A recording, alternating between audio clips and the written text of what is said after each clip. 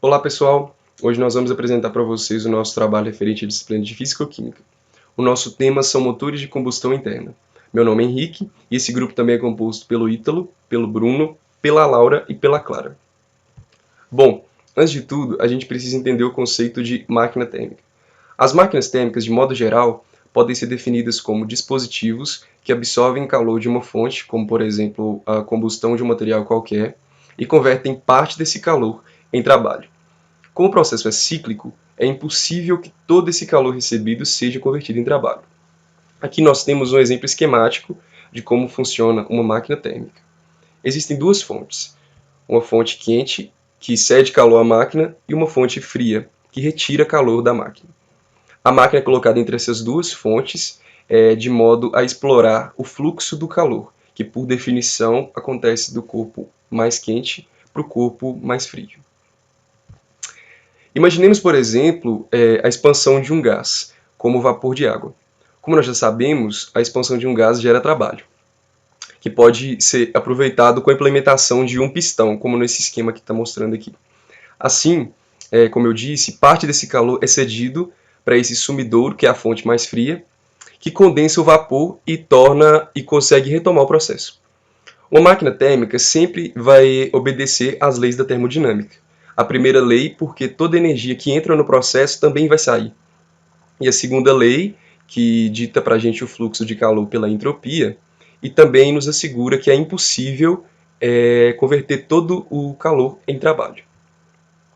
Depois da gente entender o que são as máquinas térmicas, a gente pode passar para o conceito de motor de combustão interna, que é o perfeito exemplo de uma máquina térmica, onde a queima de um combustível cede calor ao motor, que transforma isso em energia mecânica, que é o trabalho.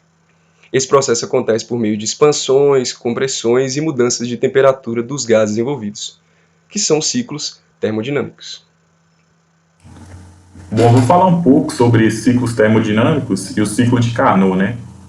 Bom, o que são ciclos termodinâmicos? Ciclos termodinâmicos se tratam de uma série de processos aí, cuja finalidade é realizar ou obter trabalho, né, sobre o sistema. É claro que isso já chegou a ser abordado na disciplina, né? O ciclo de Carnot já chegou a ser abordado também, né? E é um exemplo de ciclo termodinâmico. E pelo fato, né, de todo motor a combustão interna ser uma máquina térmica, e o ciclo de Carnot foi um objeto de estudo bastante importante aí a respeito das máquinas térmicas, a gente vai abordar um pouco dele aqui. Então, o ciclo de Carnot foi um modelo, né, proposto pelo engenheiro Sadi Carnot, cujo objetivo, né, foi tentar vislumbrar o que seria uma máquina cuja eficiência seria máxima, né?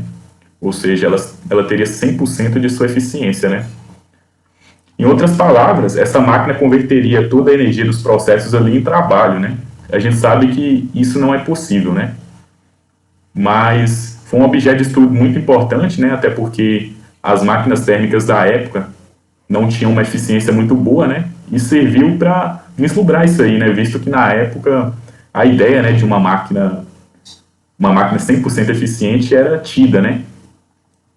Apesar de que sabemos hoje que não é possível fazer isso, né? Basicamente, o modelo de Carnot se trata de 4 transformações, né? 2 expansões e 2 compressões, né? Uma dessas expansões é isotérmica, né? Ou seja, a temperatura se mantém constante ali. Outra é adiabática, né? Ou seja, não permite troca de calor. E a mesma coisa nas compressões, né? Uma é isotérmica e a outra é adiabática. Nota que pressão e volume variam, né? Variam ou para mais ou para menos no decorrer do processo, né? E aquelas características, né, de processos cíclicos continuam, né? A entropia no final desse processo aqui é igual a zero. E esse é o ciclo de Carnot, né? Vão ser analisados outros ciclos aí no decorrer da apresentação, porque a predominância maior, né, nesses motores de combustão interna são os ciclos de Otto e o ciclo de Diesel. Bom, falaremos agora sobre o ciclo de Otto, que recebe esse nome devido ao engenheiro alemão Nikolaus Otto, que em 1876 foi o primeiro a implementar este ciclo em motores. As características desse tipo de ciclo se dá pela ignição por centelha, misturar combustível ocorre fora da câmara de combustão e que ele pode ser de 2 ou 4 tempos, sendo que nesse trabalho evidenciaremos os de 4 tempos, sendo eles admissão, compressão, explosão e escape. Para o primeiro tempo, nós temos a admissão, no qual a misturar combustível entra pela válvula de admissão, fazendo com que o pistão se desloque do ponto morto superior até o ponto morto inferior.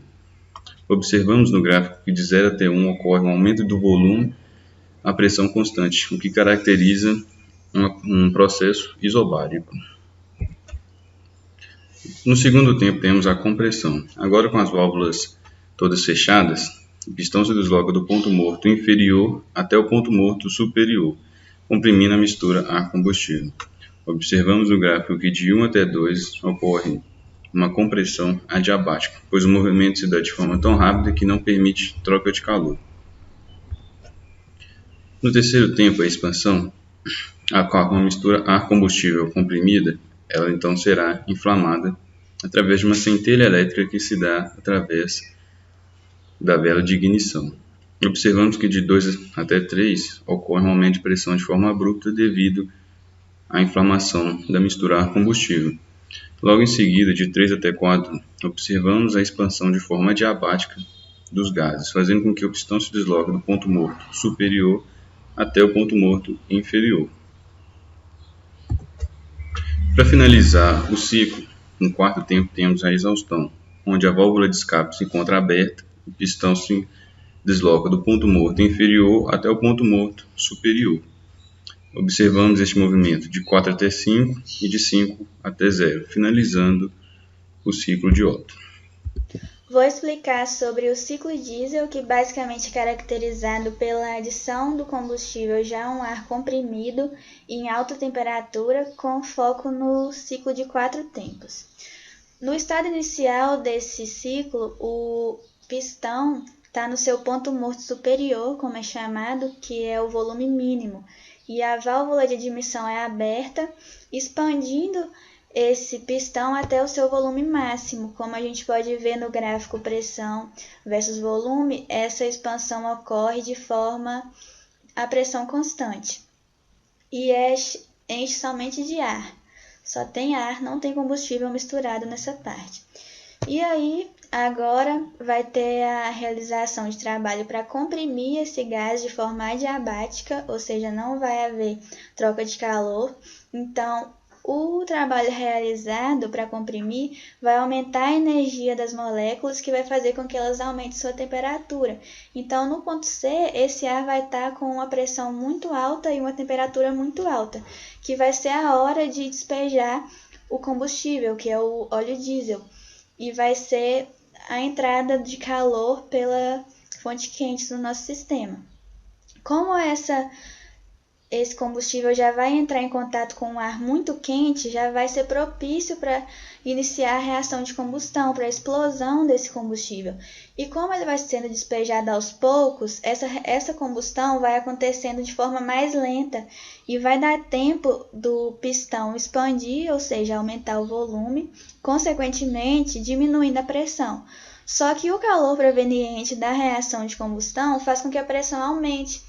Então, é como se uma anulasse a outra. Por isso, a gente fala que essa entrada de calor no sistema ocorre a pressão constante. Quando acaba a reação de combustão, o sistema realiza trabalho novamente de forma adiabática, sem troca de calor, expandindo o pistão até o seu volume máximo. E aí, agora falta retirar do sistema os gases provenientes da reação de combustão que ainda estão ali dentro. Então, a válvula de escape é aberta, causando uma brusca queda na pressão, que vai fazer com que esses gases saiam dali de dentro. E o pistão sobe novamente, terminando de eliminar os gases que ainda estiverem ali e voltando ao seu estado inicial, podendo recomeçar o ciclo. Como já foi falado anteriormente, existe uma grande diferença entre o ciclo Otto e o ciclo diesel. Para ficar mais claro, eu vou abordar de uma forma geral as principais diferenças entre esses dois motores de combustão interna. Para começar, o motor a diesel é maior, as peças são mais pesadas e mais resistentes. Consequentemente, o preço também será mais elevado. No ciclo diesel, se admite inicialmente apenas a entrada de ar. Ele é comprimido, aumentando assim a temperatura.